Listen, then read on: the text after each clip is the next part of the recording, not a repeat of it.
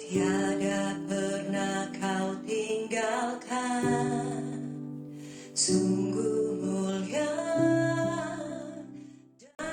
Mari sama-sama kita ucapkan Mazmur 91. Dalam lindungan Allah.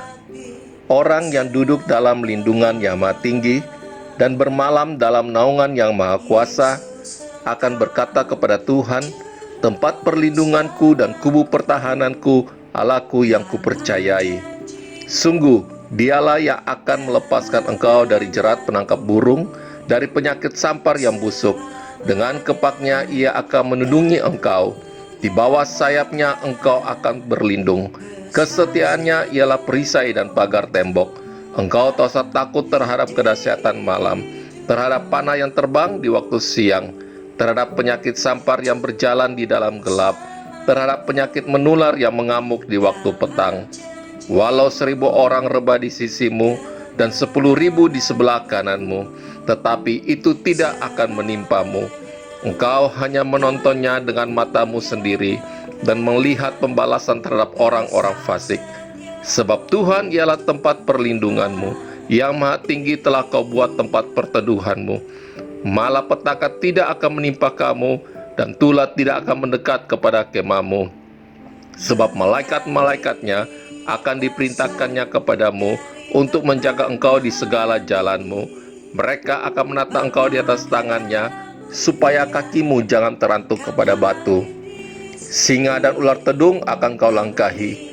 Engkau akan menginjak anak singa dan ular naga. Sungguh hatinya melekat kepadaku, maka aku akan meluputkannya. Aku akan membentenginya, sebab ia mengenal namaku.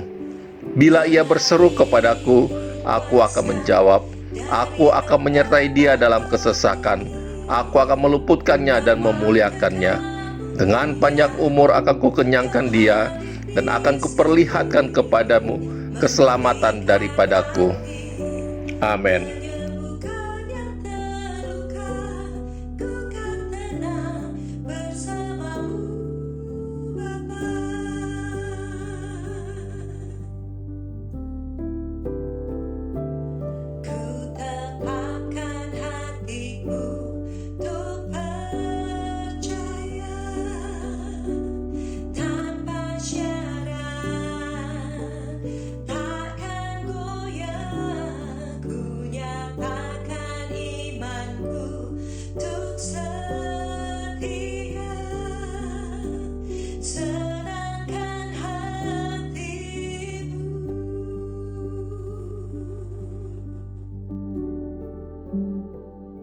Shalom, dimanapun saudara berada, saya percaya Tuhan selalu memberkati dan menyertai. Seperti yang kita tahu, visi Tuhan untuk gereja GBI Gatsu tahun ini adalah tahun paradigma yang baru. Kalau saudara hafal ayat emas kita di Yesaya 43 ayat 18-21, itu berbicara tentang melupakan terdahulu dan tidak memperhatikan yang purbakala. Sedangkan kalau saudara baca Mazmur 77 ayat 12, justru pemazmur mengajak kita untuk mengingat perbuatan Tuhan yang terdahulu. Jadi, apakah firman Tuhan kontradiksi satu dengan yang lain? Tentu tidak. Dalam edisi Voice of Pentecost kali ini, kita akan membahas apa yang dimaksud dengan melupakan yang terdahulu dan mengingat perbuatan Tuhan yang terdahulu. Mari kita membahas tentang hal-hal yang harus dilupakan. Dalam Yesaya 43 ayat 21, tujuan Allah menyelamatkan bangsa Israel dari Babel adalah karena mereka umat pilihan Tuhan dan ditetapkan untuk memberitakan kemasyhuran namanya. Demikian juga di tahun yang baru ini, Tuhan akan menolong saudara dan saya dengan paradigma atau cara-cara yang baru dari segala masalah dan penderitaan, baik itu sakit penyakit, masalah keluarga, pelayanan, usaha, dan sebagainya. Bagian kita sebagai umatnya adalah tidak mengkotak-kotakan Tuhan. Cara Tuhan menolong kita di masa lalu bisa saja berbeda dengan cara Tuhan menolong kita di hari ini. Hal-hal yang terdahulu, walaupun hebat, selama itu menghalangi kita untuk menerima yang baru, hendaknya jangan dijadikan pusat perhatian. Segala keberhasilan di masa lalu, jangan diingat-ingat lagi. karena Tuhan masih memiliki hal-hal yang baru dan yang lebih besar bagi kita di hari-hari yang akan datang. Selanjutnya, tentang hal-hal yang harus diingat.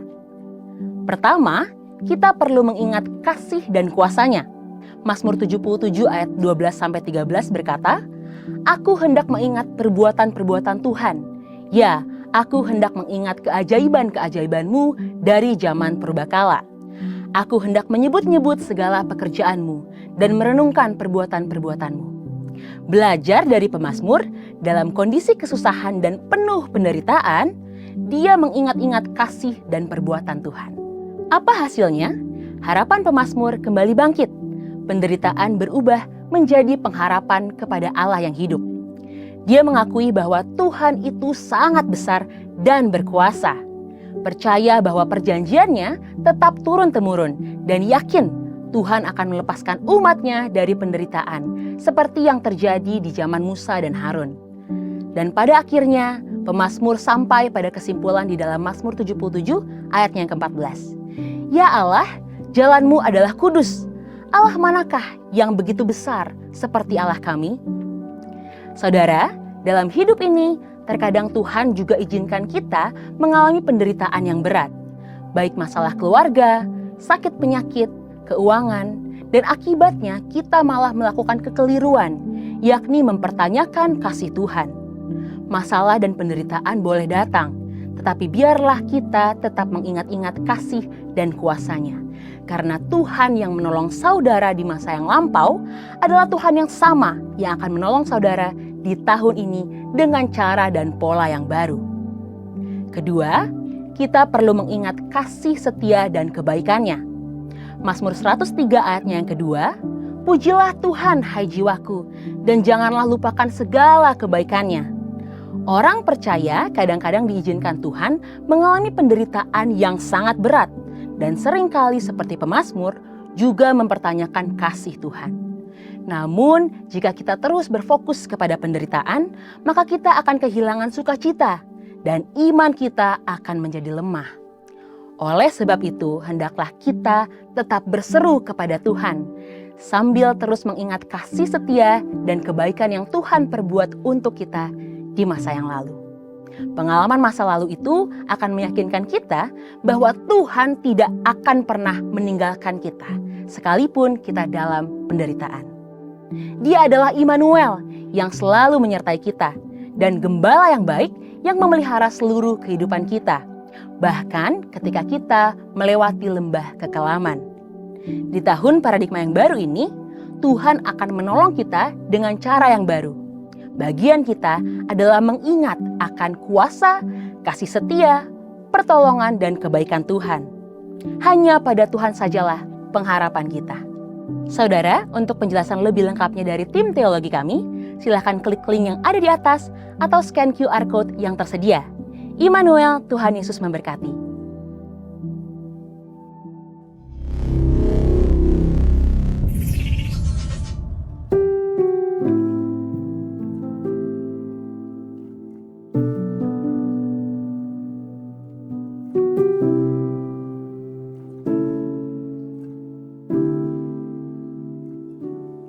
Kau Bapa yang mengasihiku, kuasa-Mu memulihkanku, hati yang baru Kau berikan untukku dapat melihat rencana-Mu indah bagiku. Kau ada di setiap jalanku. Hatiku haus dan lapar akan Engkau. Kaulah segalanya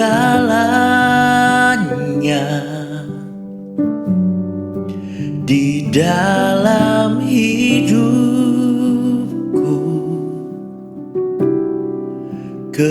Kerajaanmu, kebenaranmu, itu bagianku.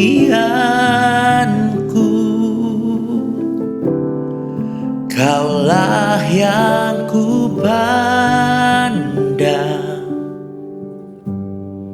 selama hidupku, mengasihimu, memuliakanmu, Bapa dan Rajaku.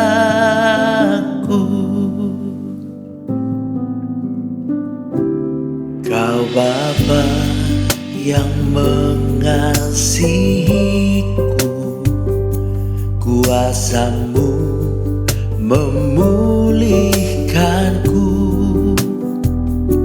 Hati yang baru Kau berikan untukku dapat melihat rencana-Mu indah bagiku. Kau ada di setiap jalanku. Hatiku haus dan lapar akan Engkau. Oh, Kaulah segalanya di dalam hidupku. Kerajaanmu, kebenaranmu, itu bagianku. Kaulah yang ku pandang selama hidupku, mengasihimu, memuliakanmu, Bapa dan Rajaku. Kaulah Tuhan yang berjanji, tak sekalipun Kau ingkari. Kesetiaan-Mu sungguh terbukti di sepanjang hidupku. Untuk selamanya ku kan setia melayani, mengasihimu. Tiada Tuhan seperti-Mu. Kau Allahku yang setia. Kaulah Tuhan yang berjanji, tak sekalipun Kau ingkari. Kesetiaan-Mu sungguh terbukti di sepanjang hidupku. Untuk selamanya ku kan setia melayani, mengasihimu. Tiada Tuhan seperti-Mu, Yesus. Kau Allahku yang setia.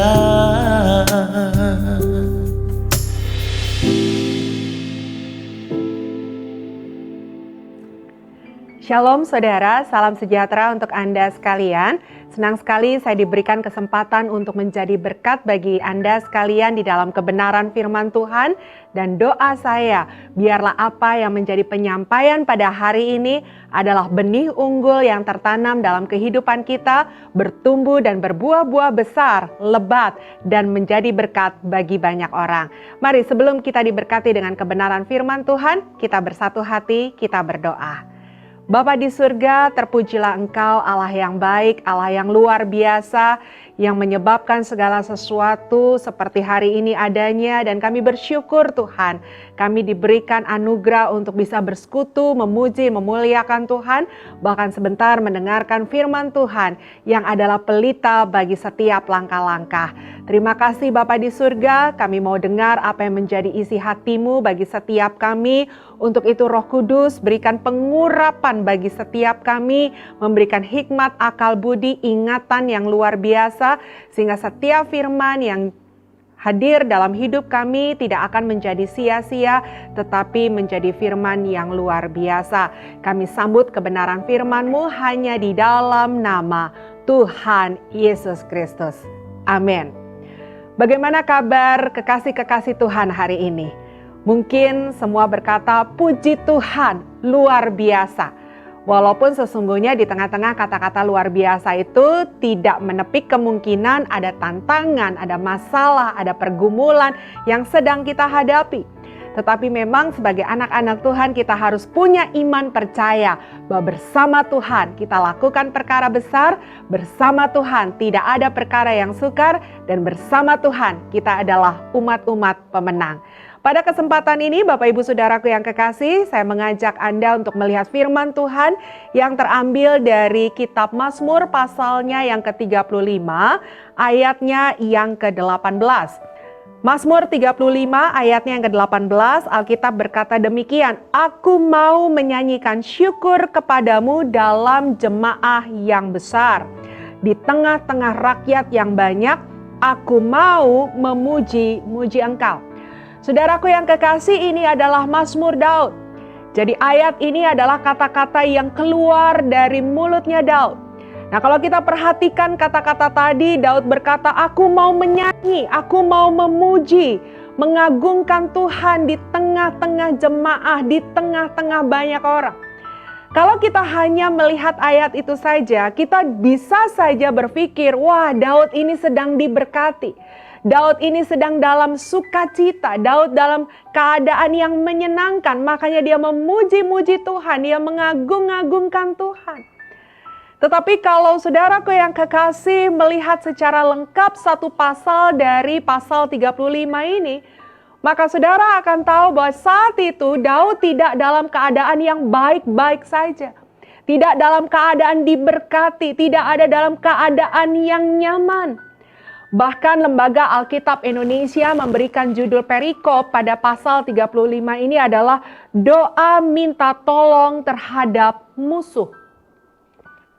Dan ketika Daud menyampaikan doa-doanya di pasal 35 ini, maka kita akan menemukan pertolongan Tuhan belum nyata di dalam kehidupannya. Apa yang menjadi tekanan, apa yang menjadi masalah, apa yang menjadi pergumulan, dia belum melihat campur tangan Tuhan secara nyata. Tetapi yang luar biasa, saudaraku, di tengah-tengah masalah, di tengah-tengah tekanan, di tengah-tengah pergumulan, Daud berkata kepada kita di ayat yang tadi kita baca, aku mau bersyukur, aku mau bersukacita di tengah-tengah jemaah yang besar. Saudaraku yang kekasih, saya percaya ini yang Daud ingin ajarkan kepada kita, yang firman Tuhan ingin ajarkan kepada kita. Saudara, mungkin kita tidak jauh berbeda dengan apa yang sedang dialami Daud. Kita juga ada dalam tantangan ekonomi, ada di dalam tantangan rumah tangga, ada di dalam tantangan pelayanan. Ada orang-orang yang tidak suka sama kita, fitnah kita, jatuhkan kita, curangi kita. Kita mengalami situasi yang sangat tidak enak hari ini, saudaraku yang kekasih. Tetapi kalau Daud bisa melakukan bagaimana di tengah-tengah persoalannya, dia memuji-muji akan Tuhan, maka saudara dan saya pun bisa melakukan hal yang demikian. Nah, untuk itu kita mau belajar Ya, apa yang dilakukan Daud ini, saudara? Bahkan kalau saya tadi katakan bahwa pertolongan yang dari Tuhan belum nyata dia terima. Tapi dengan Daud melakukan ayatnya yang ke-18 tadi, Daud sudah mendapatkan pertolongan sebelum pertolongan itu ada. Maksudnya apa? Saudaraku yang kekasih, di dalam kekristenan, hal yang paling utama dalam kehidupan adalah bukan hasil yang diperoleh. Jadi kalau kita berdoa, lalu mujizat terjadi, sebetulnya kita tidak hanya bersandar kepada mujizatnya. Bukan itu yang paling penting, saudaraku yang kekasih. Tetapi justru yang berharga dalam kehidupan kita adalah pada saat kita menanti, pada saat proses yang sedang kita lalui sampai mujizat terjadi. Nah, kalau dalam proses ini kita sudah bisa mengatasi, kita sudah bisa menjalani. Tadi saya katakan, kita sudah mendapatkan pertolongan sebelum pertolongan itu datang secara nyata dalam kehidupan kita. Nah, Daud belum ditolong Tuhan secara nyata, Bapak Ibu, tetapi dia sudah memuji-muji Tuhan. Nah, ini adalah pertolongan yang dia dapatkan sebelum pertolongan itu tiba. Dan biarlah kita juga seperti demikian. Nah, ketika Daud memuji-muji Tuhan, ada 3 hal yang akan kita pelajari pada kesempatan ini dan menjadi arahan bagi setiap langkah-langkah kita. Yang pertama, perhatikan lagi Bapak Ibu Saudaraku yang kekasih. Tadi di ayatnya yang ke-18 dikatakan, aku mau menyanyikan syukur kepada Tuhan. Spesifik sekali Daud berkata, aku bukan sekedar menyanyi, aku bukan sekedar bersuara, tetapi aku mau menyanyi yang isinya adalah ucapan syukur. Saudaraku yang kekasih, dalam kekristenan kita biasa mendengar arahan dari para pendeta, dari firman Tuhan, bersyukurlah, bersyukurlah, bersyukurlah. Bahkan Alkitab katakan, mengucap syukurlah senantiasa. Nah, saudaraku yang kekasih, mengapa kita harus mengucap syukur? Saya mau katakan seperti ini. Mengucap syukur adalah sikap yang menunjukkan bahwa kita menerima keadaan yang terjadi dengan mindset-nya Tuhan.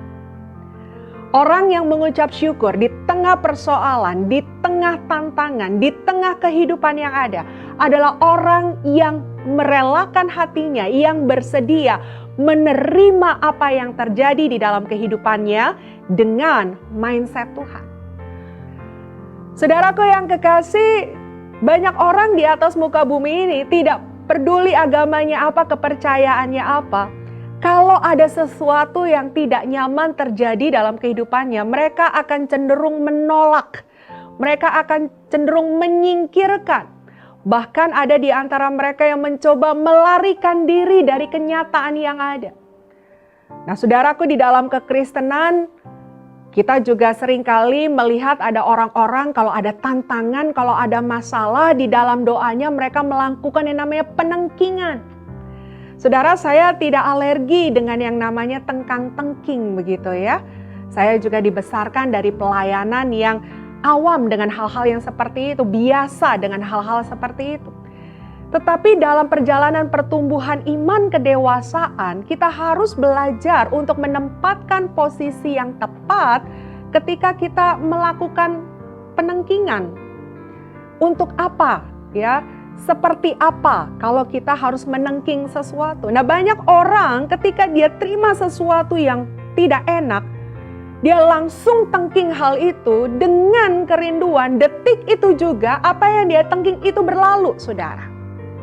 Nah, saudaraku yang kekasih, kenyataan yang ada, tidak semua bisa ditengking. Tidak semua bisa diusir ketika itu dan pergi ketika itu.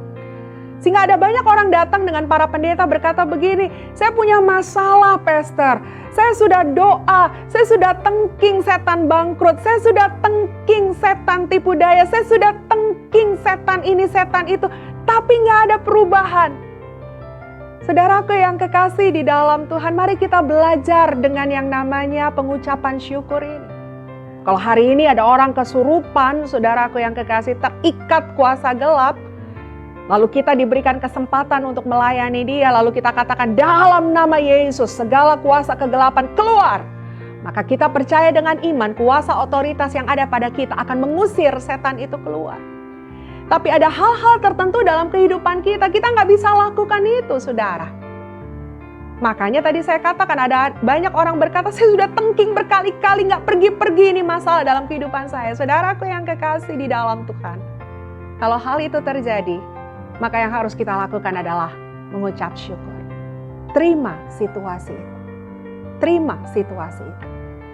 Ya tapi kan kalau kita tengking nggak masalah, Pastor.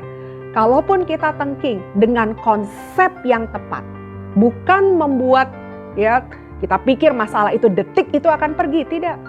Tetapi ketika kita tengking masalah itu, kita sedang berkata bahwa aku anak Tuhan, masalah ini tidak berhak menguasai diriku dan aku punya kuasa sehingga aku akan mampu untuk keluar menjadi seorang pemenang.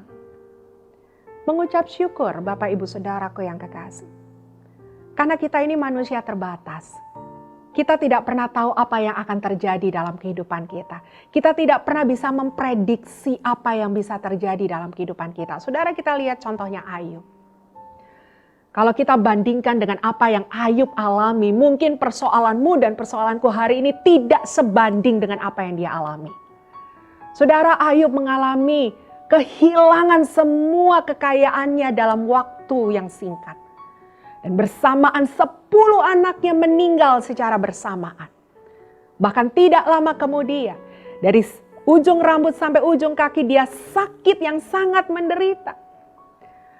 Dan bayangkan Bapak Ibu Saudaraku yang kekasih, orang yang terdekat dengan Ayub, yang seharusnya menjadi pendukung, penguat di dalam persoalannya, yaitu istrinya, malah berkata, lebih baik kau kutuki Allahmu dan engkau mati. Saudara lihat, Ayub mengalami tekanan dari luar, dari dalam, dan begitu hancur hatinya melihat situasi yang ada. Tetapi kemudian Ayub tidak mengaminkan perkataan istrinya dan berkata, iya ya, buat apa aku hidup? Kekayaanku habis, anakku hilang, istriku seperti itu, buat apa aku hidup? Gak ada gunanya aku hidup. Aku ambil pisau saja dan aku akhiri hidupku sendiri. Alkitab tidak mencatat seperti itu, saudaraku yang kekasih. Satu kalimat yang keluar dari mulutnya Ayub, yang saya percaya ini kalimat kalau bukan Tuhan yang menguatkan dia, tidak mungkin dia berkata seperti itu. Saya mengajak Anda untuk melihat Ayub pasalnya yang pertama. Ini adalah kalimat yang sangat populer yang keluar dari mulutnya Ayub, saudaraku yang kekasih. Di mana dalam Ayub pasalnya yang pertama, ayatnya yang ke-21 dia berkata begini, dengan telanjang aku keluar dari kandungan ibuku. Dengan telanjang juga aku akan kembali ke dalamnya. Tuhan yang memberi, Tuhan yang mengambil. Terpujilah nama Tuhan. Ini orang yang mampu mengucap syukur. Ini orang yang bersyukur, saudaraku yang kekasih. Dengan segala yang ada, bahkan sampai dengan pasal yang terakhir, Ayub tidak berbuat dosa dengan mulutnya kepada Tuhan. Dia tidak menyalahkan apapun. Dia tidak menghakimi apapun. Berkali-kali dia hanya berkata dengan orang-orang yang berbicara di sekitar dia, kalau Tuhan mau apa? Kalau Tuhan izinkan terjadi, mau apa? Itu yang dia katakan, saudaraku yang kekasih. Dan dia berkata, Tuhan yang memberi. Tuhan yang mengambil. Terpujilah nama Tuhan. Saudaraku yang kekasih, daripada kita berontak dengan persoalan kita. Kita marah, kita kecewa, kita cari kambing hitam, menyalahkan siapa yang bisa kita salahkan. Lebih baik kita hadapi kenyataan. Kita terima kenyataan. Dengan mindset Tuhan, dengan iman percaya kita. Kalau kita tahu bahwa segala sesuatu yang terjadi tidak akan melebihi kekuatan kita. Lagi pula ada Tuhan yang jauh lebih besar dari segala perkara yang ada, yang mampu membuat kita keluar lebih dari para pemenang. Sehingga saudaraku yang kekasih, terima keadaan yang terjadi. Terima, Tuhan kita tidak membiarkan kita. Hal yang berikutnya, saudaraku yang kekasih, kita kembali lagi kepada kitab Mazmur pasalnya yang ke-35 tadi. Dikatakan, aku mau menyanyikan syukur kepadamu dalam jemaah yang besar, di tengah-tengah rakyat yang banyak. Aku mau memuji-muji Tuhan. Saudaraku yang kekasih, di tengah persoalan, Daud menyanyi, Daud beribadah, Daud bersukacita. Saudara, mungkin saja ada orang-orang di sekitar Daud yang tahu juga kalau Daud ini punya masalah. Nah, saudaraku yang kekasih, apa yang dilakukan Daud ini menjadi sebuah kesaksian, menjadi sesuatu yang diperlihatkan kepada orang banyak, apa yang menjadi keputusannya ketika masalah terjadi. Saudara, kita ini anak Tuhan, ya. Kita ke gereja, kita dengar firman. Pulang dari gereja, kita juga bisa ajarkan kepada orang-orang di sekitar kita, kata Tuhan, Tuhan itu memberkati, Tuhan itu menguatkan, Tuhan itu menyertai. Kalau ada masalah, bersyukur saja. Kalau ada tantangan, bersukacita saja. Saudara, kita bicara seperti itu, masalahnya belum ada. Tantangannya belum terjadi. Nah, lalu kemudian ada badai, ada masalah, ada tantangan. Saudara tahu nggak? Orang-orang yang tadi kita sampaikan tentang firman Tuhan, itu akan membuktikan, itu akan melihat kita. Nah, sekarang ada tantangan yang benar nih. Sekarang ada kejadian nih. Apa yang kamu lakukan di tengah tantangan ini? Apakah teori yang kemarin-kemarin kamu sampaikan itu akan kamu lakukan? Atau itu akan buyar ketika tantangan ada? Saudaraku yang kekasih, orang menantikan kita untuk membuktikan kebenaran yang selalu kita sampaikan kepada mereka. Sehingga saudaraku yang kekasih di dalam Tuhan, ketika ada masalah, ketika ada tantangan, kita harus bersikap benar di hadapan banyak orang sebagai kesaksian di hadapan mereka. Apalagi kalau kita-kita yang adalah pendeta ya, saudara ya, pengajar, penyampai firman Tuhan. Ini kan kita menyampaikan semua teori firman Tuhan. Harus begini, harus begitu, harus begini, harus begitu. Nah, nanti kalau tantangannya benar-benar ada, nah bagaimana kita? Bagaimana kita? Saudaraku yang kekasih, dulu kalau ayah almarhum saya masih ada, beliau adalah teman diskusi saya, beliau adalah teman curhat saya. Ya, selain ada ibu saya juga.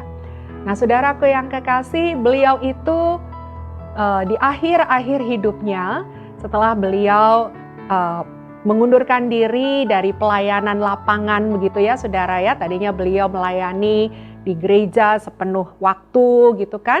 Lalu kemudian karena usia sudah semakin bertambah, beliau sudah tidak lagi mengkoordinir kegiatan ibadah yang ada di gereja.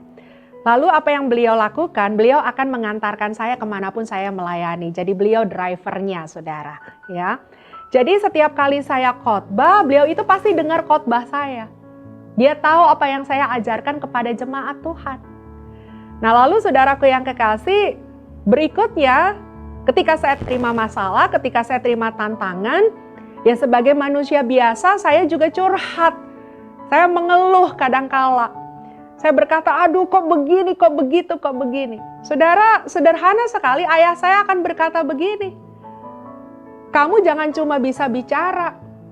Sekarang kamu lakukan apa yang kamu bicarakan. Jangan cuma bisa ngajarin orang. Sekarang apa yang kamu ajarkan sama orang, itu terapkan di dalam dirimu sendiri. Wah, saudaraku yang kekasih, kalimat itu sampai sekarang selalu terngiang sama saya.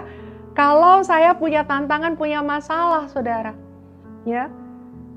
Kenapa? Karena orang yang saya ajarkan pun akan melihat saya nih. Kalau sampai saya punya masalah, punya tantangan, Pastor Marta nih akan seperti yang diajarkan sama kita nggak nih? Dia sendiri, apa yang dia lakukan nih kalau dia punya masalah? Nah bayangkan saudara, kalau saya kena tantangan, lalu kemudian saya melakukan sesuatu yang berbeda dari apa yang saya ajarkan, berbeda dari apa yang firman Tuhan sampaikan, hidup saya nggak akan jadi kesaksian, saudaraku yang kekasih. Hidup saya nggak akan jadi berkat. Padahal 2 Korintus pasalnya yang ketiga ayat yang kedua, Tuhan sudah katakan kita ini adalah suratan Kristus yang dibaca oleh semua orang, betul? Saudara, saya mau katakan kita ini gak usah jadi selebritis. Automatically hidupmu dan hidupku tuh sudah kayak selebriti. tanpa kita sadar nih, apalagi kalau posisi kita adalah pemimpin-pemimpin, orang-orang di sekitar kita, murid-murid kita, itu menanti-nanti kalau kita sendiri yang kena persoalan, saudara. Kita mau lihat nih, dia seperti apa, ya, dia lakukan apa di tengah persoalan yang ada. Coba bayangkan kalau kita berkhotbah dan berkata, kasihilah musuhmu, berkatilah orang yang menganiaya kamu. Lalu kemudian mereka tahu kita difitnah orang, saudara. Dia tahu bahwa kita dimaki-maki orang dan kemudian mereka tahu kita maki-maki balik orang itu. Bahkan kita lakukan sesuatu yang lebih buruk lagi kepada orang itu. Saudaraku yang kekasih, hidupmu dan hidupku tidak akan jadi kesaksian. Sehingga Daud tahu apa yang harus dia lakukan. Dia tidak bersedih, dia tidak kecewa dengan Tuhan, dia tidak mengurung diri, tapi dia tetap menari-nari, memuji-muji Tuhan, sehingga orang akan melihat orang itu punya masalah, orang itu punya tantangan, tapi orang itu tetap bersuka cita. Dan ketika orang melihat bersuka cita, karena aku tahu ada Tuhan di hatinya, makanya dia tetap bisa bersuka cita. Amin. Itu yang harus kita lakukan, saudaraku yang kekasih.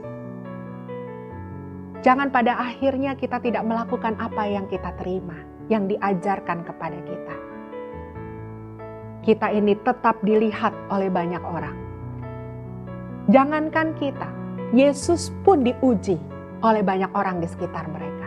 Ingat ada salah satu kisah di dalam Yohanes pasal yang ke-8, saudara.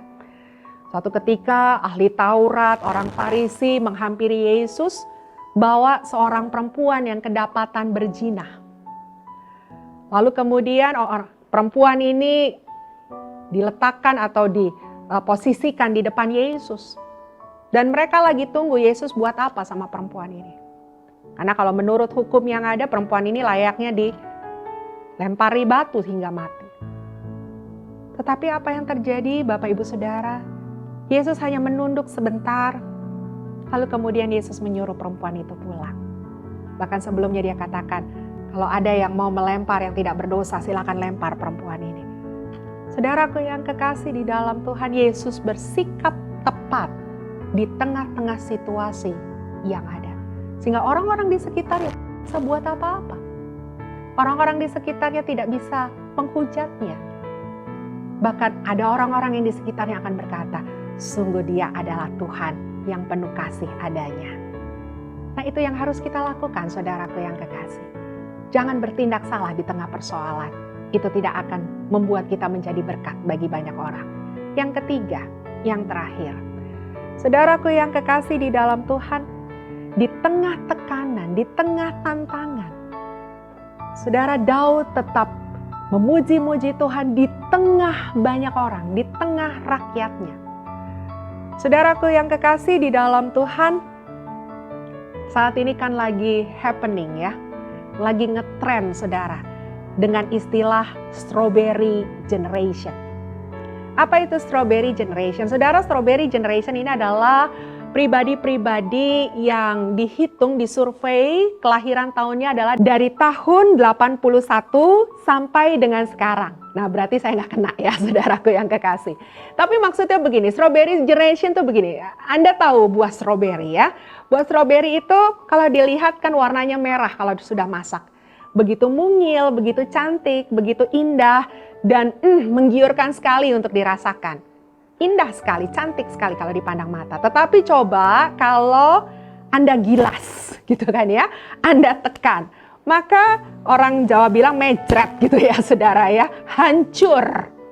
Nah, survei mengatakan, pada umumnya saya tidak mau katakan itu semuanya ya saudaraku kasih, bahwa generasi hari ini adalah generasi seperti buah stroberi. Yes, mereka cerdas, yes mereka inovatif, mereka kreatif.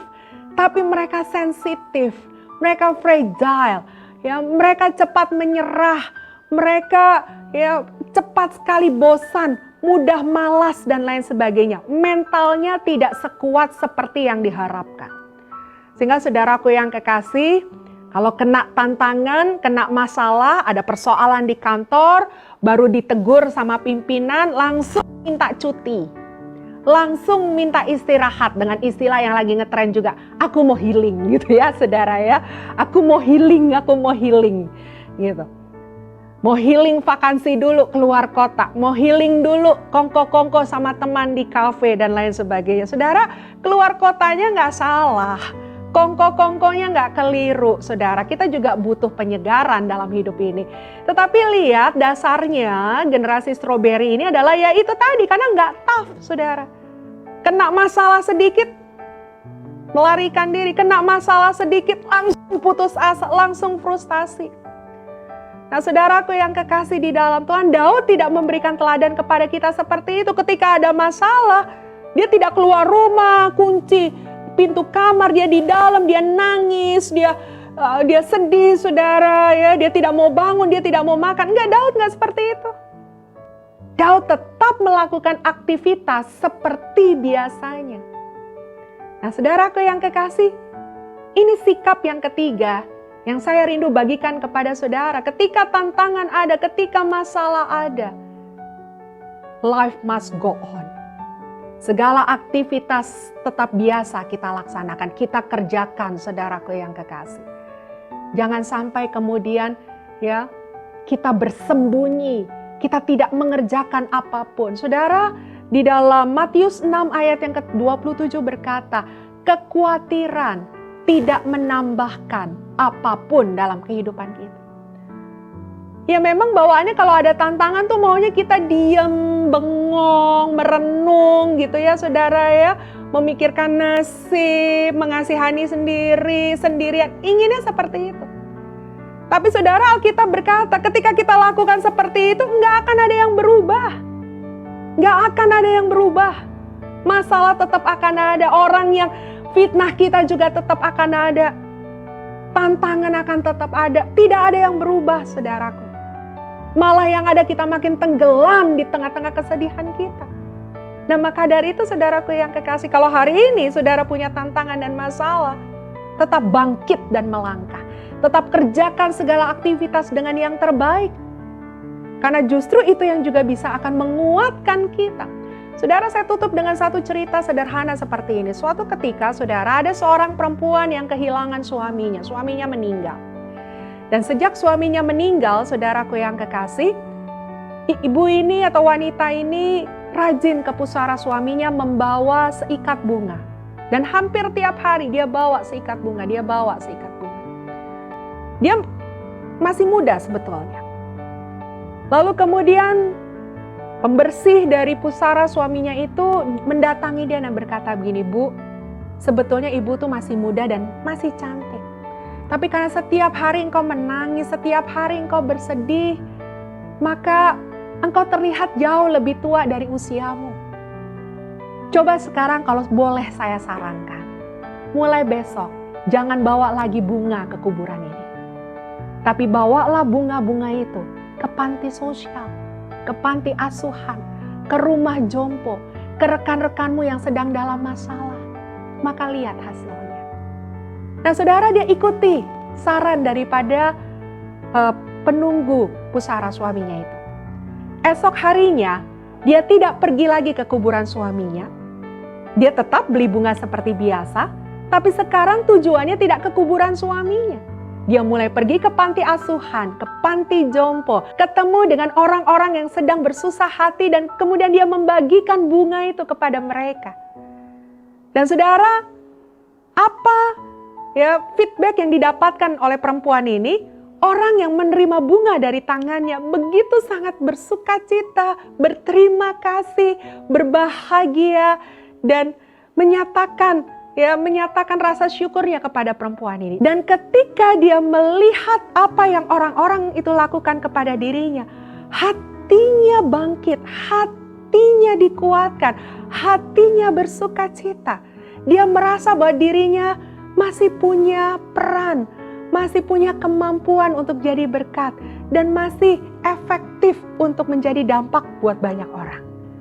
Sehingga Bapak, Ibu, Saudaraku yang kekasih, dalam cerita itu disampaikan, ya, dia kembali lagi suatu hari ke kuburan suaminya, dan penunggu kuburan itu yang membersihkan pusara suaminya tidak mengenali dia.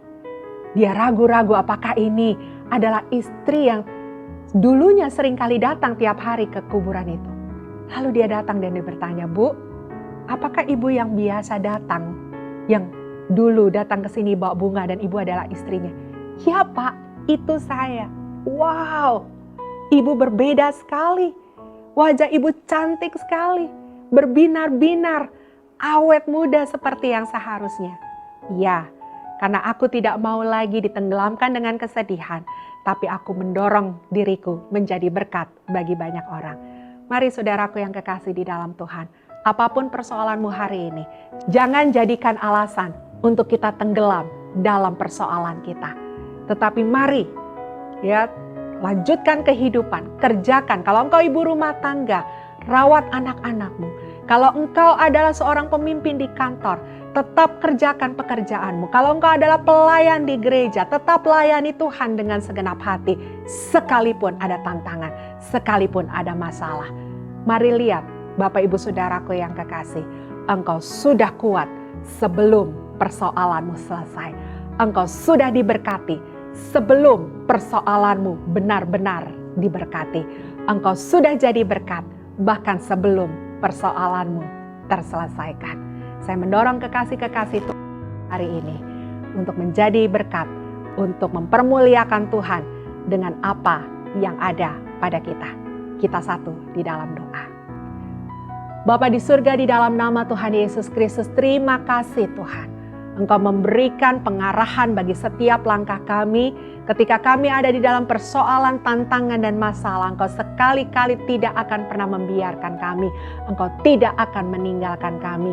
Asal kami melakukan kebenaran di dalam Engkau, asal kami ikut akan perintah firman-Mu, maka kami akan membuktikan segala yang baik, segala yang indah, segala yang luar biasa akan menjadi bagian dalam hidup kami. Aku berdoa di dalam nama Yesus, biarlah jemaat Tuhan dimanapun mereka berada, yang hari ini memiliki tantangan ekonomi, masalah rumah tangga, masalah keluarga, pelayanan, apapun, di dalam nama Yesus, biarlah mereka tetap memuji-muji Tuhan.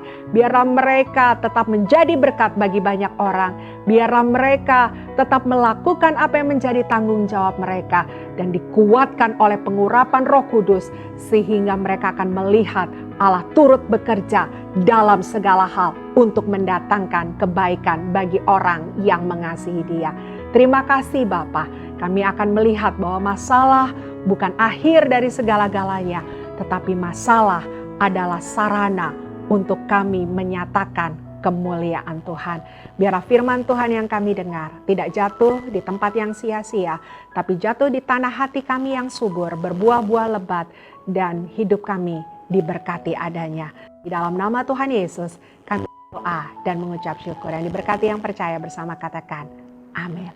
Tuhan Yesus memberkati. Ibu, saudara-saudari sekalian, mari kita berdoa syafaat di hari ini. Bapa di surga, di dalam nama Tuhan Yesus, kami bersyukur buat anugerah-Mu, Tuhan. Kami semua boleh beribadah karena Engkau, Tuhan. Terima kasih buat firman-Mu yang sudah kami terima lewat hamba-Mu. Kami mengucap syukur, Tuhan, biar firman-Mu berkuasa, hidup di dalam setiap kami, berakar, bertumbuh, berbuah dalam hidup kami, Tuhan. Terima kasih Tuhan, meteraikan itu di dalam setiap kami. Terima kasih buat hamba-Mu yang sudah Kau pilih untuk menyampaikan firman-Mu, Tuhan. Tuhan memberkati hamba-Mu dengan seluruh kehidupan, keluarga, pelayanan yang Tuhan percayakan. Terima kasih buat semua umat-Mu yang sudah menabur persembahan, biar berkat Tuhan berlimpah, Tuhan, sehingga lewat persembahan yang sudah ditabur, Tuhan dipakai untuk perluasan pekerjaan Tuhan. Terima kasih Tuhan, kami bersyukur juga untuk pemimpin rohani, Pendeta Insinyur Niko Nyotor Harjo yang Tuhan pakai, Tuhan, dengan 4 wakilnya. Tuhan berkati mereka, Tuhan, perlindungan, kekuatan, kesehatan, Tuhan sempurna atas mereka. Bahkan Tuhan Pak Sony yang Tuhan pakai juga di CK9, berkati seluruh pelayanannya dan keluarganya, seluruh pekerjaan dan usahanya.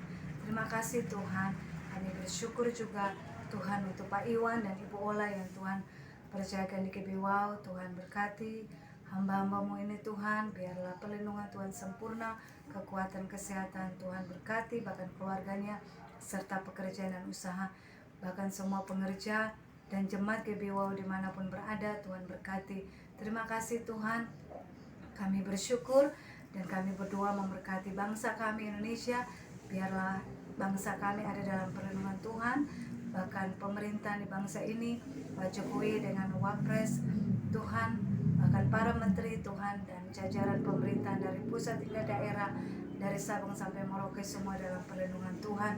Kami mengucap syukur, bahkan semua para tenaga medis, para dokter di bangsa ini Tuhan pakai mereka semua juga, bahkan keluarga mereka semua dalam lindungan Tuhan. Terima kasih Tuhan, kami berdoa biar pemulihan terus terjadi di bangsa ini, semakin hari lebih baik, perekonomian di bangsa ini dipulihkan, bahkan terbuka lapangan pekerjaan sehingga tidak ada pengangguran dan kemiskinan di bangsa kami.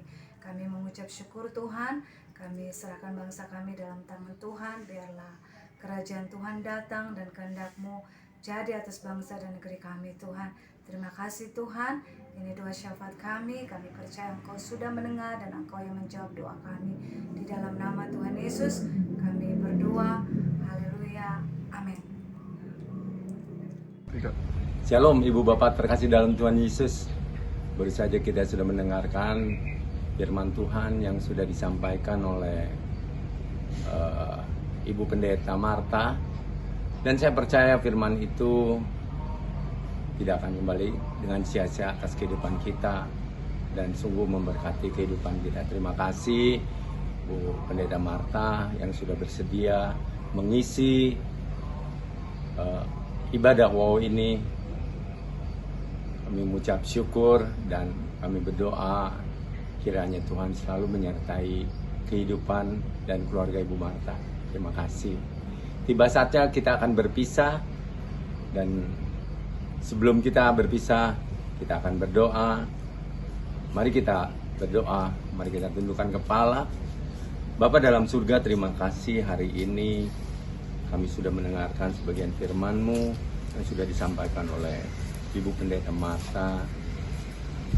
Kami serahkan hamba-Mu ke tangan-Mu, terus Kau pakai lebih dahsyat lagi, lebih heran lagi.